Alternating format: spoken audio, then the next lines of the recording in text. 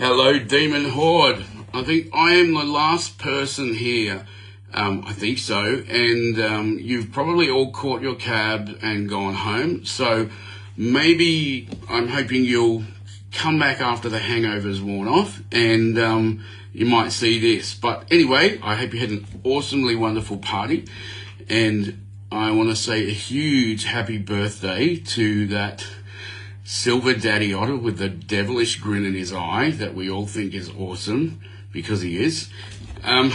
So how did I meet Jeff? This wonderful review for one of my books popped up, and it was this really articulate, amazing thing that just kind of hit me for six. And it was this spunky Canadian author that I'd followed on Instagram but had no idea about.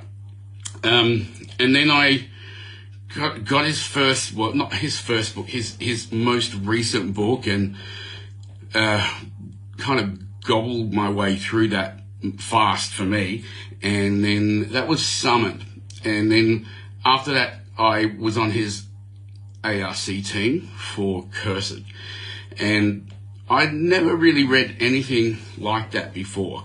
It was quite amazing. Like, for me, it was like an academic study, because I had no idea, but it was fascinating. Going back and forth, looking things up, looking up photos to see quite, what all these weird and wonderful urban fantasy creatures were. And by the end of it, I had a reasonably good grasp, within the confines of that book. I mean, I certainly wouldn't know 0.1% of what a lot of you might.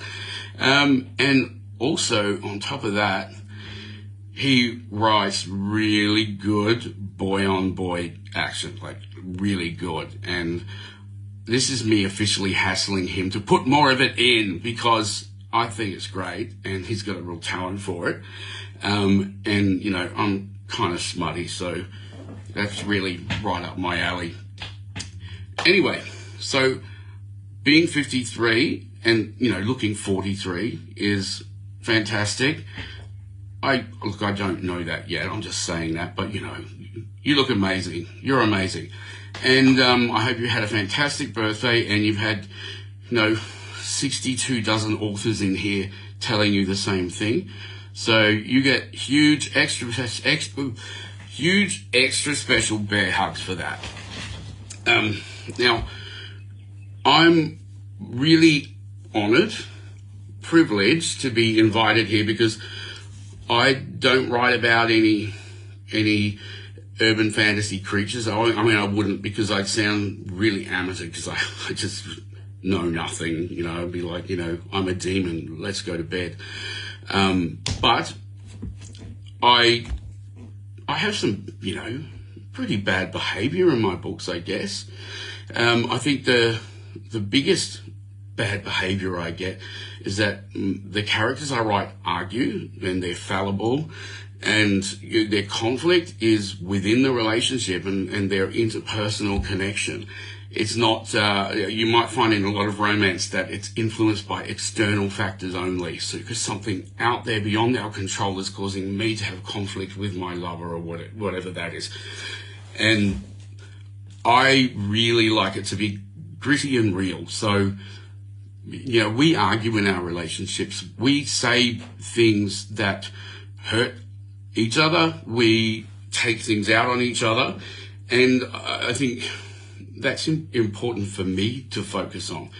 And I also think that it's then also important to focus on how we resolve that, and how we move on and strengthen the relationship from that. And sometimes it's not always possible. Sometimes there's the gap is just too wide there.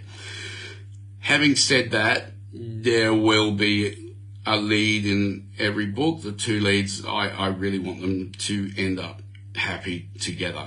So I don't know what an HEA is, but I do it so that we know that they're going to be happy from now on in the book.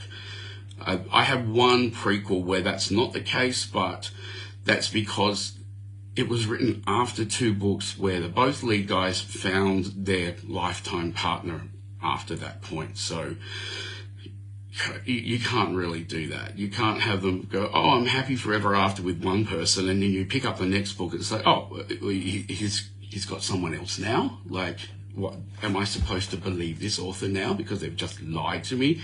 And anyway, so I like the happy bits, but I also like them to have very frank and detailed romps in the bedroom and outside and all that. And by frank and detail, I'm not going to say sizzling, scorching, burning, melting, all of those words, because I think that people have expectations with those words.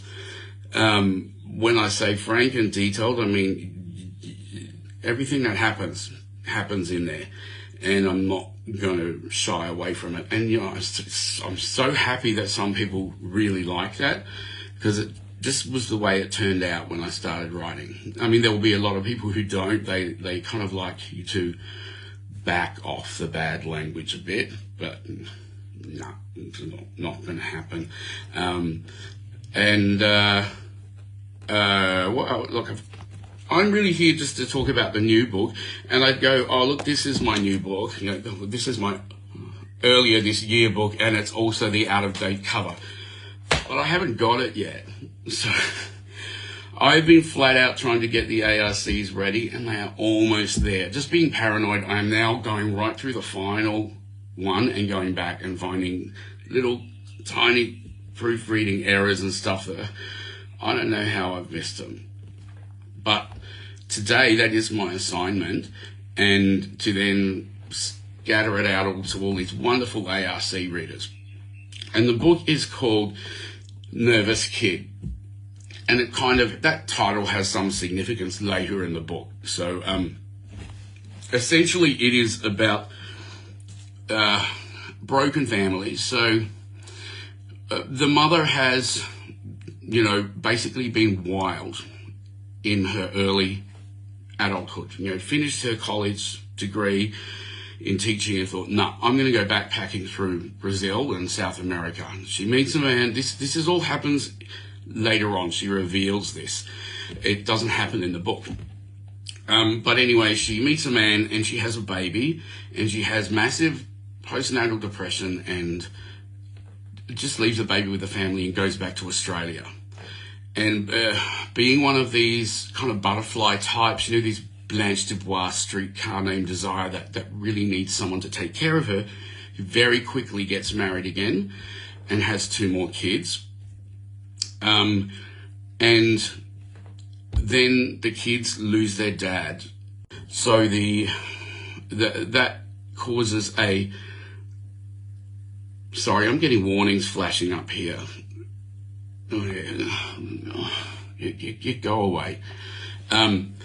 So what was I going to say? Losing their dad causes a major issues in the family. And what ends up happening is that the mother rekindles her flame with this Brazilian who has in the meantime moved to Australia, which we got a lot of nice Latino men coming over here, and fabulous women too. But it's not unusual. There's quite a large Latin population.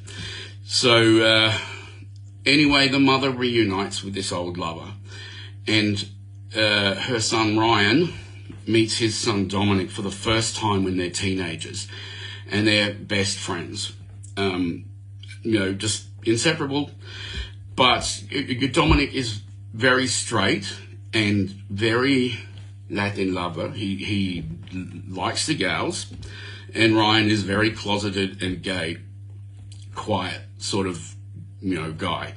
And Ryan ends up, because he's a bit younger, he ends up just leaving school and getting an apprenticeship as a builder because he wants to be on a level playing field with the older guy that he's obsessed with. That thing when you're in school and it's like, oh, you're in year 12 or your 12th grade, and you're in year 10, so you're just a piece of crap, and I'm awesome because I'm year... there's that whole divide, and then later on in life you go, I'm 39, and the other person's, well, I'm 37. They just like, that means no difference. Probably 1 or 2 less crow's feet. And, but right at school, that's important. So anyway, that's a leveler for them. One's going to uni and the other one's doing an apprenticeship, so they're both basically the same now. And that's a precipitating factor for them when things turn a corner and it becomes a big passionate affair. However, family falls apart, I won't say more, and there's a whole lot of conflict, and they go the other side of the country. The family basically divides, and they don't see each other for 2 decades. Now, I promise I make this plausible. It's not, there is real sort of human reason why this happens. And the rest of the book focuses on how they cope after that point. So Ryan, the gay guy, he's had suffered sort of a terrible loss. He hasn't moved on from it. As a result, become quite hermit-like. He's cutting himself off from people. He just has a couple of friends, but lives on his own and just never talks much. Dominic, the one that was straight but experimenting with bi,